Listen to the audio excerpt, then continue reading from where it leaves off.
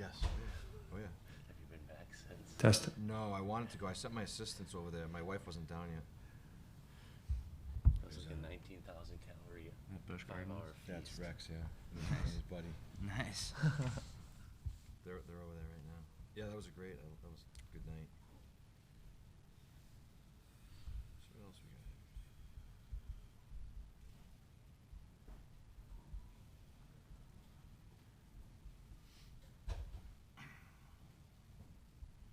There he goes. Look up. That's his buddy. His buddy's name's Reed, so it's friends of ours. Yeah. And the kid Reed, he calls himself the Eagle. Like he gave himself the nickname. So that's what Rex calls him. Eagle. Where's the Eagle? Where's the eagle? Like he just came up with his own nickname for himself. That's fine. Yeah. That's unreal. It's great. It's like they're having a good day. Yeah, it's a good, nice day out.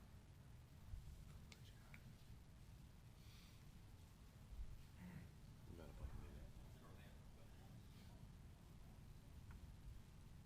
Did you go back this week too, Burn? I have not.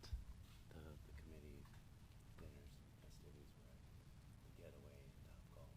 So a nice little change of pace. But I would have gone back to Burn. I'd vote for I'm that. good. I'm good for another 4 years from Burn, I think. Place was great. It was.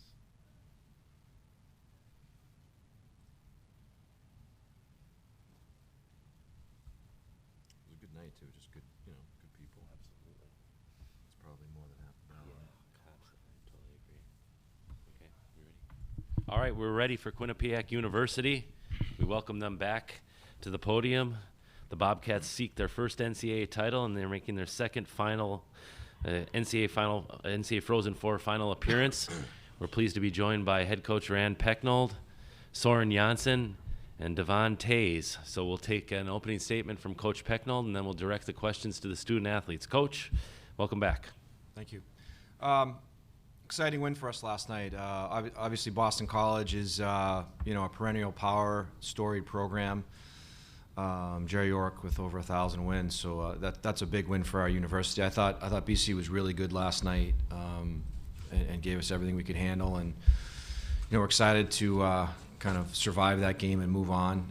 And again, a big win for our university, and we're looking forward to tomorrow night. For me personally, it was just an awesome experience in general. It was nice to have my wife Nikki there and the kids. I got to see them afterwards, and I really enjoyable moment for me with my family. So again, we're excited for tomorrow night. Proud of how we competed, and now we need to reload and get ready for another perennial power in North Dakota. Thanks, Rand. We'll take questions for the student athletes. We'll start over here on the left. Please state your name and affiliation prior to your question. Joey Johnston, Tampa Tribune, for Devin and for Soren. This might sound kind of simple, but you sit here one win away from a national championship. What are your emotions and feelings at this time as you prepare for this? Devon, we'll start with you and then take Soren. I think we're just approaching it the same way we always do. It's just another game to us. We're going to prepare the same way, do our scouting for just like we do for any other team, and obviously it's an exciting time for us and our university as well. So I think we're just trying to stay calm and collected and just prepare the same way we always do. Okay, Soren. Yeah, we think it's just pretty much business as usual. We got to focus on the game before we can focus on the end point. If we focus on the end point, then the game probably won't go the way we want it to. Okay. Take one in the middle on the right. Victoria Rutigliano, Q30 Television. Soren, last year you guys lost to North Dakota in the first round of the tournament. So is there any revenge factor going into this game? Yeah, anytime a team ends your season, it's always great to have an opportunity to do the same for them. We're definitely hoping, obviously, for a different outcome. We thought we played well against them last time. We made some mistakes that really hurt us, and you got to give them credit. They played well too, and their goalie was fantastic. And we're excited to have the chance to hopefully take it to them this time. Okay. In the middle, in the blue.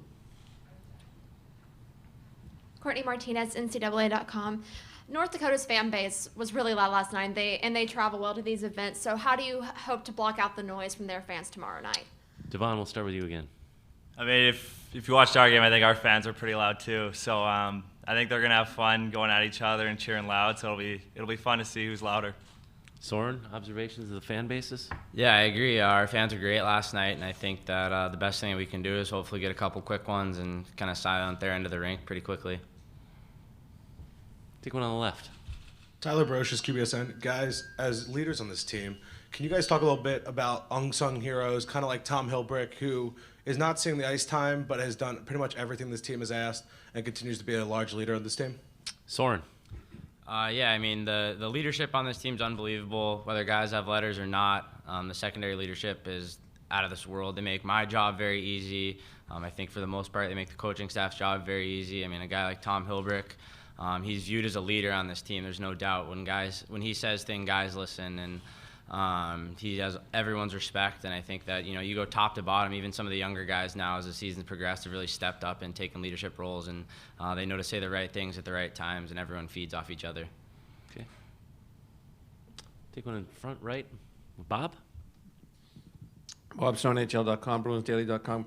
Soren or Devin, you talk about the guy to your left. He's been putting this program together for 22 years, and you're on the verge of winning it all for the first time. Soren? Yeah, I mean, coach has done an unbelievable job with this program. Obviously, it came, literally from nothing, pretty much, the program, and late night practices, and not the salary that coach probably hoped at the start. But I mean, he's really transformed this program. I mean, he's a key figure, if not the most key figure in the progress of this program. And going to the Frozen Four our freshman year was an unbelievable step, and I think we were very happy to be there. And of course, at the time, we were like, hey, well, we're here, we might as well. I think the program's gotten to the point now where we don't think, oh, we got to the Frozen Four. It's great, we got here, but we're here to win the national championship. So I think winning tomorrow would be kind of the next step in kind of the progression of the program itself. Devon, thoughts on your head coach? Yeah, I mean, I think as players, all we want is to develop every year, and I think Rand gives us the best chance to do that. And coming to a winning program is always something that we look at as players playing juniors. We want to come to a winning program, and Rand has built that here, which is awesome, and that's why we're getting high-end recruits now, I believe. And we love it because we have a chance to win every game, and he prepares us really well for every single game, and that's all we can ask for as players. Okay. All right, we'll take one in the middle, second row. Hey, Kyle Brennan with Water Republican. Devon, I assume as a high-end defenseman that you're going to be seeing their top line a whole lot tomorrow night. And just curious what your thoughts on them are. It's a line that everybody knows, and what the challenges that they present to you guys. I think they present the same challenges that lines like Harvard's top line and even Boston College's top line present to us. They got speed, size, skill. We just got to play our game and get in their face, take away their time and space, and I think we'll be fine. Julie in the back, and then we'll take a couple other ones in the back. Julie Robenheimer, HockeyBuzz.com. Guys, yesterday your coach was talking about the commitment to the plan, to the game plan, and you play the same way every time. What is it about the system that makes it easy for you guys to buy in and be so committed to it? Soren. I think it's kind of in a culture that's passed down. My freshman year when we came in, it was very much, kind of the seniors and upperclassmen really showed us, like, this is the way we do things, and everyone just buys in. And we've kind of made an effort to kind of pass that culture down, and it really starts off the ice and guys being one big unit. And I think that that's really translated for us. And I think that guys have bought in because they know the guy next to them is buying in. And if you know the guy that's next to you is going to do everything in his power, then you want to fight for him. And it's one of those things that just kind of snowballs back and forth between the guys. Okay. Take one on the left in the back. Bill Schweitzer, WQUN. Soren, you were a freshman on the 2013 team that went to the Frozen Four, and I know that it was a crushing defeat in the finals. What did you guys learn from that you bring to this Frozen Four? I mean, I think one big thing for us is just that, anything can happen on a given day. It doesn't, at this point in the year, it doesn't matter what rankings have, it doesn't matter what our records are, it's all going to come down to what happens tomorrow night. I mean, you look at our freshman year, we'd played Yale 4 times that year, and we won 3 of them, and unfortunately, we lost the last one. So, I mean, it doesn't matter what's happened. It doesn't matter, what the score of their game against Denver was or our score against BC was. Nobody cares what happened yesterday. It's all about tomorrow, and I think that as long as we're focused on that, we'll provide ourselves the opportunity to succeed. Okay. Take one in the back right. Peter Galley from Quinnipiac. On the eve of the championship, how are you guys and the rest of the team staying loose? Devon, why don't you take that one? I think it's just same routine. We usually show up when we're on the road. We usually show up a day before, and guys just kind of relax and hang out. We hang out with each other and enjoy each other's presence. So I think that we're just going about it the same way as we usually do. Additional questions for the student athletes? Yeah, we'll take one on the right. Mike Mackin, College Hockey News. I just wanted to follow up on that. And, you got a mix now of guys that have been to this point before and some other guys who haven't. So are there things that you're trying to do and talk to those guys about, to make sure that they're ready to go tomorrow night? Soren. Yeah, I think the biggest thing for us is just focusing on the game. Obviously, there's a lot of extracurricular things going on, whether it be the red carpet or the Frozen Fest, and it's really exciting and it's a lot of fun for us. But we're gonna enjoy every second of it. But the bottom line is, we're focused on the game, and we got to focus on what's happening inside the glass. If we play our game, we're gonna provide ourselves the opportunity to win, and as long as we stay focused on the hockey and not kind of all the other things, then I think the guys will be ready to go. Final questions for the student athletes? All right, guys, thanks a lot. Good luck tomorrow night.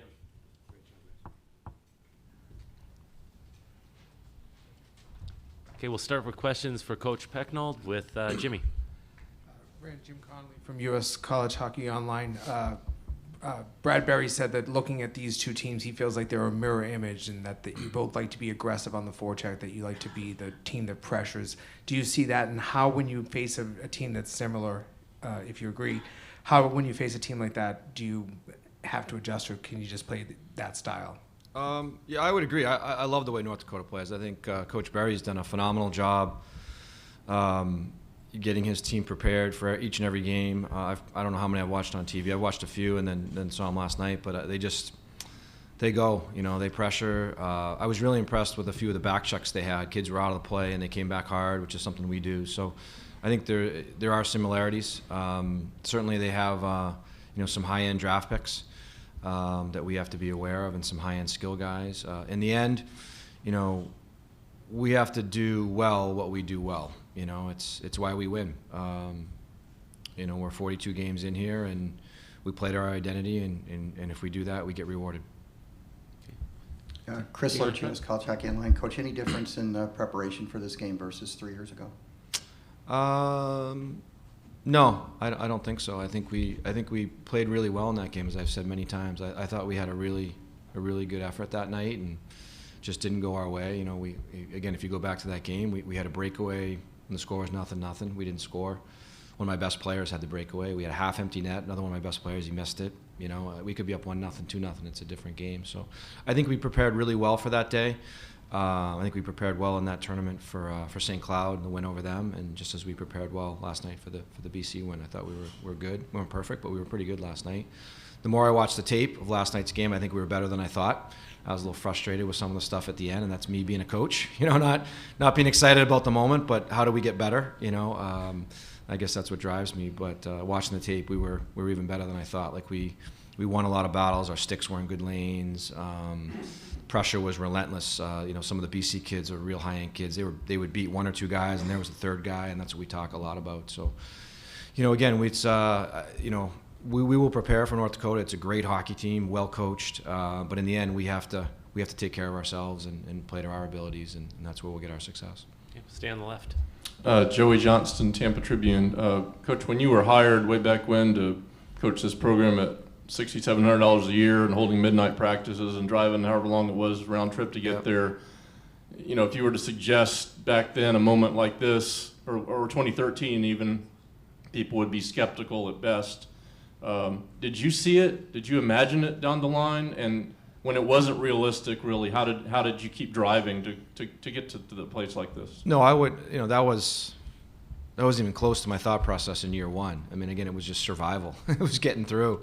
My initial, when I took the Quinnipiac, I needed a job. I needed to do something, and my plan was, okay, this is maybe the worst Division III team in the country, and I'll build it up. We'll be good in 2 or 3 years, and then I'll move on to something better where I can actually make money and survive. And then as we got going, and years 2, 3, and 4 got better, and all of a sudden we announced we're going to go Division I. And even at that point,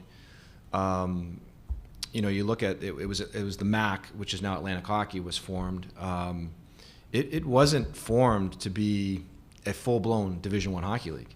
You know, we had 2 scholarships out of the gate, and there was a lot of ADs that were fighting to limit the league to only 4 scholarships. Like that was what we were going to max out at 4, you know, so instead of the 18. And then Jack McDonald, my boss, my AD, was pushing for 18, which we were only going to have 2. But he's like, you never know down the road, something might change. And then we actually started with 11 because 18 and 4, we met in the middle. That's how we got to 11. But I think even at that point, it wasn't realistic. And if you look at the early years of Atlantic hockey, or the MAC, sorry, no one would play us. It's still unbelievable to me. Like that first year of the MAC, we didn't play 1 game outside our league against the 4 major conferences. It is absolutely unbelievable that happened. And it did. And now all these new teams come in, and everybody's like, well, we'll play Arizona State, we'll play Route. Everybody does. I do it too. But back then, it was like all 8 teams all went D1 at once, and I think the big boys were all kind of like, what's going on here? And nobody, you'd think somebody would need a game, and we couldn't get any games. It was crazy. So to think that we would get at that stage, even in year 5, no, you know, we weren't at that point. I think where, you know, you start looking down the road, and maybe we have a chance at this, is when we went in the ECAC. We got, you know, luckily Vermont left and gave us that opening. We got in, and then we built our rink. You know, it's one of the best rinks in college hockey, and that's when all of a sudden things changed for us. We'll stay on the left. Mike McMahon, College Hockey News. Coach, some of the North Dakota guys were talking about the specific challenges that the 1-3-1 presents. And I was wondering, obviously you guys want to be able to pressure as well. Is there an ideal balance of how much you're in the 1-3-1 and how much you're in the forecheck? And at the same time, are there certain parts of the way the play develops that you want your players to recognize in terms of where they go? Well, first off, we refer to it as a 1-1-3, which is, you can call it whatever you want. Some people call it a left wing lock, which is not the right term. But I think for us, you know, it's something we're good at. Like it's something that allows us to kind of clog up the neutral zone a little bit. Our guys buy into it. We put players in the right positions to be successful. I don't want to get into all the intricacies of running a good 1-1-3. But it definitely caused problems for BC last night, and it's a good equalizer when you go up against, you know, 3 first-rounders and 3 second-rounders and teams like that. It slows people down a little bit. But in the end, it's not just about our 1-1-3. Like, we want to go play offense. We want to go forecheck. We got some good goals off forechecks last night. Unfortunately, I thought we sat back a little bit after we got up 2-0, but we want to go play offense too. So it's not a passive 1-1-3. It's aggressive, and we want to gap up and create turnovers and deny time and space. Yeah, we'll take one on the right here. Coach, Greg Allman, Tampa Bay Times, you talked about doing well what you do well, and obviously the power play has been a big part of your team's success here. On the other side, their PK has been really strong and was again last night. Right. When you have strengths going up against strengths like that, how important is it to establish your power play when you guys get the opportunities tomorrow night? Yeah, I think for our power play, it's about us, again, against a PK as good as North Dakota's or anyone's we play that's got a good one, is about us, you know, realizing that we are going to fail probably 70% of the time. That's okay. You have 30% power, be pretty good. And so we don't talk about goals. We talk about good looks, and we want to get good looks, and we have to take what they're going to give us and be able to adapt. And I think that's one reason that Tays unit is so good. We have a little bit of production on the second unit too, but I think the first unit really adapts well to what teams are going to give us, and we will do that. Reed Cashman does a great job. He runs that power play. I think in the end, you know, we got a good PK, a good goalie. Like, we got to take away his eyes. We got to get in his face a little bit and really try to score gritty, greasy goals, which if you look at our power play goal last night, it was, you know, banging around and you know, tapping in. So that was a pretty normal goal for how we score. When, you know, sometimes we will score that pretty one. You know, Sam will put one on the bar or something like that. But in the end, when you play good goalies and good teams, you got to get greasy net front. Yeah, take one on the left and then come back to the right. Coach Tyler Brocious, QBSN. What has Tom Hilbrick and, you know, the guys that maybe aren't seeing the ice time really done to elevate this team to build that unit as you guys have talked about all year? Yeah, Tommy, I mean, he's only played in 3 games. He's a senior. Like, he's one of our leaders. It's an unusual situation, but he's an A-plus character person, phenomenal in the weight room, phenomenal off the ice. I can't say enough good things about him, and it is unusual that you have a kid who doesn't play a lot that's one of your leaders, but he's just an awesome person, and he does a lot for us, for our culture and us winning. Take one on the right. Kevin DuPont with the Boston Globe. Rand, I was talking to Kevin McKernan earlier in the week about being the only Massachusetts kid on the team. He gets your first goal last night. Now he's the only Massachusetts kid left in the tournament. Right. And he was saying that, you know, when he was a young kid, his folks had season tickets to the to BC, and he went there for a couple of years. It was his dream maybe to go to a Boston school. Right. I'm just wondering from your perspective, how difficult has it been over the course of your tenure to compete against the Boston schools, the Beanpot schools, Yeah. with the Boston kids who want to go there? Yeah, it's hard. I mean, every kid out east is BU, BC, Harvard. BU, BC, Harvard. They all are, but those three schools can't take every kid. And the way recruiting works now, kids are committing at 15, 16 years old, and a lot of them don't pan out, and so there's a lot of good players left over. And I think that's where you see a Quinnipiac or a Lowell or some other schools that have done really well at finding some diamonds in the rough, like a Timmy Clifton for us, who's blossomed, or we go elsewhere. Our roster is we got kids from all over. Obviously we do really well in British Columbia. We do very well in non-traditional areas that like California, Florida, Texas. But in the end, we'll go wherever we need to go. We've had some great Massachusetts players over the years too. Kevin's been great. Danny Federico was our captain last year. So we've done really well with Mass kids, but there's no question it's difficult. Out east you have those three, then in the Midwest you've got 3 or 4 schools that get all the top players. But again, when you're committing at 15, 16 years old, they don't all pan out. Yeah, Adam. Adam Woden, College Hockey News coach. Yesterday, Denver wasn't able to match up against North Dakota's top line. How much of a factor do you expect having last line change able to be tomorrow in tomorrow's game? Well, honestly, I'm certainly glad I have it. We got late in the year, and I don't remember which week it was, but us and North Dakota kind of went back and forth in the pairwise, and I felt it was really important for us to be the #1 overall seed, so we could have last change. And there are times we use it to our advantage, and there are times we don't. Last night, I didn't feel we needed to use it as much because I didn't think there was much difference between. I didn't know what BC's third line was. They have 3 lines that were just loaded, so we didn't worry as much about it. I think with North Dakota, with that big first line, we do have to be conscious of that, and we will adapt and adjust, and we'll probably use 2 lines to match up against them because we also want to stay in our flow. I'm really big on that. We want to keep our flow and our tempo, so we respect that line, and we'll have to defend it well. And we'll certainly have our #1 matchup we get against it, but we won't do it all the time. We have a second line that'll be able to go against them too. Yeah, we'll take another one. Courtney Martinez, NCAA.com. 4 of the past 5 national champions have been first-time champions. What does that really say about the state of college hockey right now, and how do you hope to continue that trend tomorrow night? I think college hockey is in a great place right now. I think it's phenomenal. We've got a lot of parity. We've got a lot of new teams that are doing really well, and as you can see by the results. But I think it's really good for the game. I think it's great for the game. It's in a great place. Additional questions for Coach? We'll take another one on here on the left. Yeah, Chris Lurchios, College Hockey Online. You mentioned Reed Cashman. How important was he, probably your first nationally recognized player, in the development of your team, getting him to the next level? Yeah, we've had a lot of things that have put us on the map, but Reed was our first All-American. I believe he was a 3-time All-American. I could be wrong. I know sometimes the websites do All-American stuff. I know we got that for 3 times. I don't know if it was the official one, but he was a big-time player for us in Atlantic hockey. And I always remember with Reed, his sophomore year, he led our league in scoring, which was the first time a defenseman had done that. And then we were going to the ECAC, and everybody's like, he won't do it in that league. And boom, he was just great. He was just a great player. Really fortunate to have Reed on our staff. He's one of the best assistants in the game, and Billy Regan, my other guy, is one of the best guys in the game. They're a big reason why we're here. I know I'm the one that gets up here and gets all the accolades and stuff, but my staff is awesome. They really are. They do a lot. I've matured as a coach and learned that I need to use them, and I do use them a lot. I probably use them as much as any head coach would. I know a lot of guys, I use the term, they don't want to give up the whistle. A lot of head guys, they want to run everything, and we've got a great system going, and those guys are phenomenal for me. Okay. Any last questions for Coach? All right, we'll take one more here on the right. Mike Mechanic, College Hockey News coach. With 3 losses, you guys are in pretty unique territory. There aren't too many teams in the history of college hockey that have had that kind of a record. And you have to go back to Maine in '93, the last team that's had fewer losses than that. Can you? I know you're on the verge of one more big game here, but can you put into perspective what it's been like with this team and having only 3 losses this year? Yeah, again, I respect the question, but for me, I don't want to focus on that right now. It is obviously a great accomplishment, and that's something me personally I'll deal with after the season. Right now, we have to stay in the moment, and we've got one more game against a phenomenal team.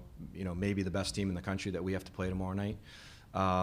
So we'll reflect on that afterwards. So please don't take that as a disrespectful of me not wanting to talk about it. But we've had 42 games here. We've had a plan, and we need to do it again one more time, and we'll stay focused on that.